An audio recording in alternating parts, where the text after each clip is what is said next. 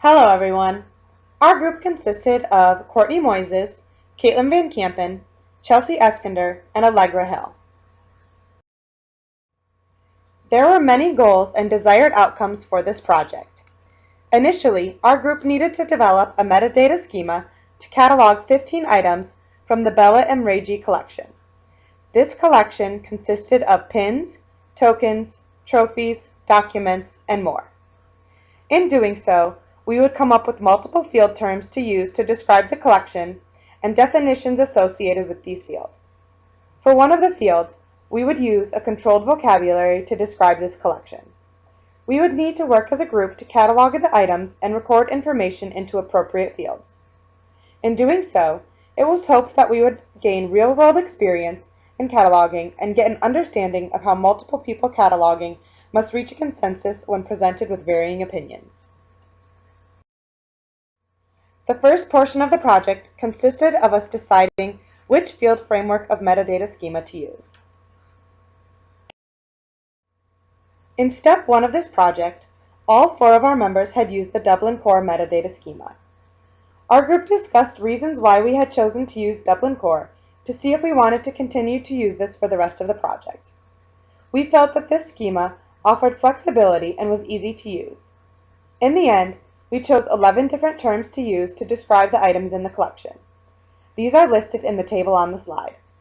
We chose these 11 fields as we thought they were the best fit for the information we were given and would be most important for searchers. In this project, our group also had to agree on whether to catalog the items as physical items or as digital, and then accurately describe the items and apply the information about them to the 11 Dublin Core fields we chose. While our group initially had considered cataloging the items as physical items, we soon agreed to catalog them as digital items instead. This was because we felt cataloging them as digital items would allow for searchers to access a more readily available collection. We also felt we were able to create a more complete catalog record for them as images, as we were able to glean more information off the digital records. Our group was able to quickly agree on appropriate information for many of the fields. For instance, the date, size, publisher, and coverage were all pretty straightforward. However, we did have difficulty with some of the Dublin Core schema fields and trying to find appropriate information to fill them. For this reason, our group felt that fields like title, relation, and source were not significant enough to include.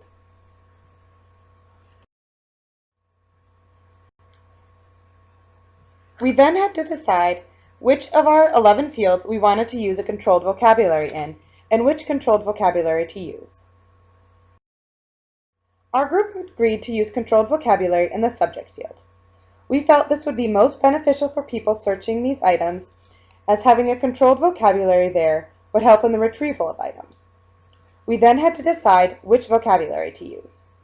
Our group discussed both art and architecture thesaurus and the thesaurus for graphic materials, ultimately deciding on using the TGM. This was because we felt the TGM was more applicable for visual materials, and we were cataloging them as digital photos. We faced a few challenges during the cataloging process of this assignment.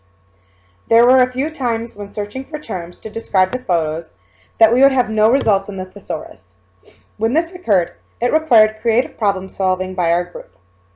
For instance, many of the photos had Olympic relics in them. However, when trying to search the term Olympic in the thesaurus, we came up with no results.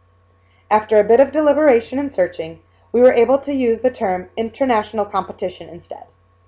Other times, we would have terms that returned multiple possibilities. In these cases, our group would discuss which term we thought was the best fit. Some of the times, the terms were too broad and we thought we could use a more descriptive term. Other times, we had the opposite situation.